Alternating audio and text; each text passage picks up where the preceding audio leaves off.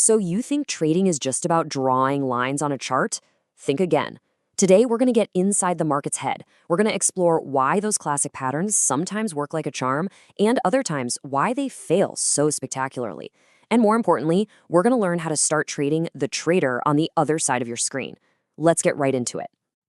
And hey, real quick, before we uncover the very first market trap, if you want more deep dives like this one that go way beyond the basics, just take a second to hit that like button and subscribe. It really helps, and it means you won't miss what's coming next. Thanks a ton. All right, let's talk about a feeling every trader absolutely hates: getting trapped.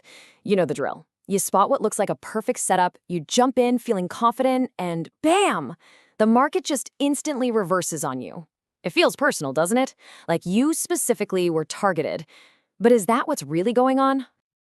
That feeling, that experience, it leads to the one big question that honestly haunts so many traders. Are the patterns rigged? Are they just some kind of elaborate trap set by the big institutional players to take our money? You know, it's a really tempting theory. But the truth, it's less about a grand conspiracy and a lot more about context.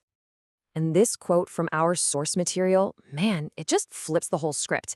It suggests that the trap isn't always set for you. Sometimes you're the one who's just walking right into it. And the biggest mistake? It's ignoring the bigger picture, what the market was doing right before your patterns showed up. And that brings us perfectly to our next big idea. Patterns aren't some kind of magic spell, you know? They're just tools. And like any tool, their effectiveness depends entirely on the situation you use them in. When it comes to trading, context is absolutely everything.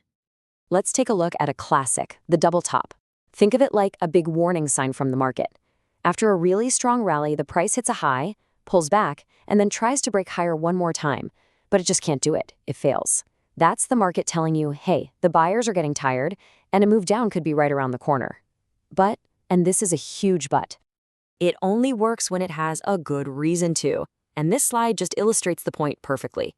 If you see a double top forming at the very peak of a clear, strong uptrend, that's a high probability signal that buyers are exhausted. But if you see that exact same shape pop up in the middle of a messy, sideways, choppy market, the probability just plummets. It's the same pattern, but a totally different story. Okay, so you've done your homework. You've spotted a high probability pattern. What's the actual game plan? Well, the source breaks it down pretty simply. First, you've got to wait for the price to break below that key support level. We call it the neckline. Once that happens, you've got two different ways you can get in. So first up is what we call the retest entry. This is really for the patient trader. You let the price break down, and then you just wait. You wait for it to pull back and retest that old support level, which should now act as resistance. What's the huge advantage here? You can use a much smaller, tighter stop loss. The downside? Well, if the market moves down really fast and aggressively, you might never get that retest, and you're just left on the sidelines watching it go. Then you've got option number 2, the breakdown entry. This one is way more aggressive. The second that price breaks the neckline, you're in the trade. No waiting.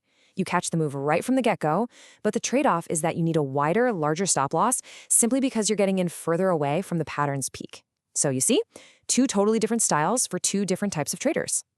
And of course, this logic works both ways. Meet the double bottom, the bullish twin of the double top. This pattern signals that the sellers are finally running out of steam after a long downtrend. Now listen to these numbers from the source because they're wild. When this pattern shows up at the absolute bottom of a trend, it has a 90 to 100% success rate. But if it appears in the middle of some choppy random range, it's basically a coin flip, 50-50 at best. Context, right? So here's the real key takeaway.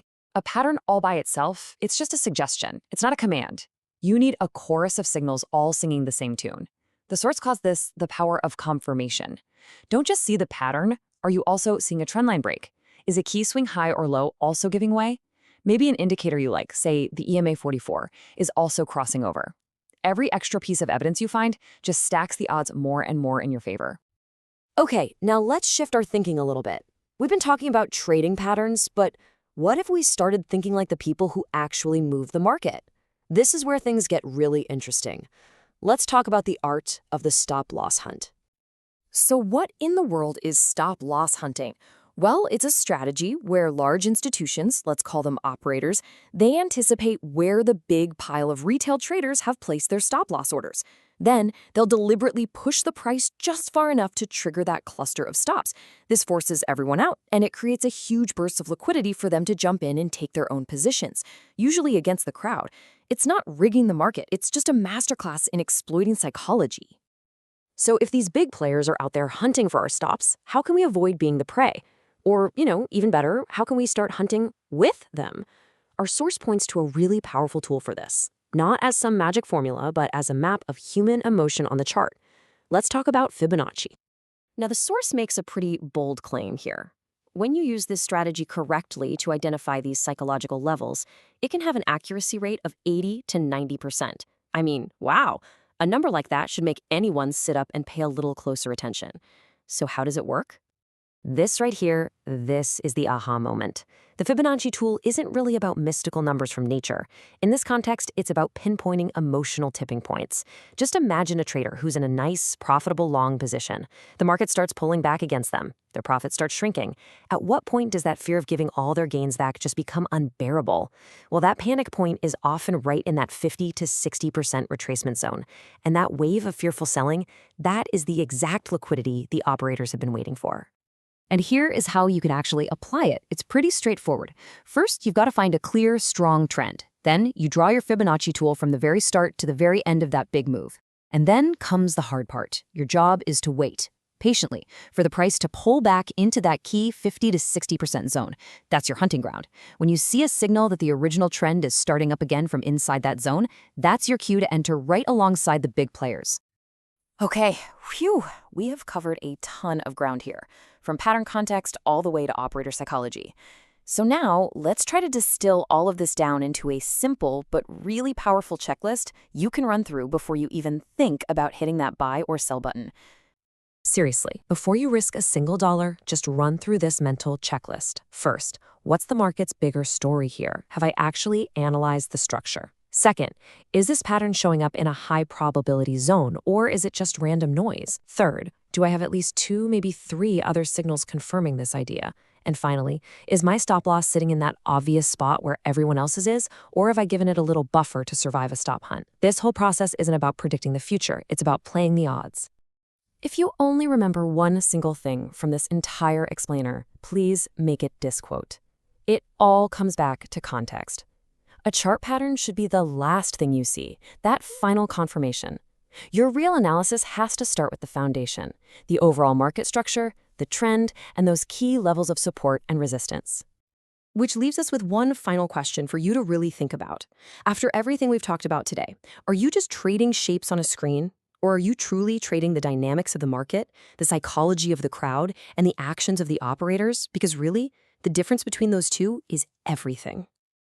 And that's our look into the mind of the market.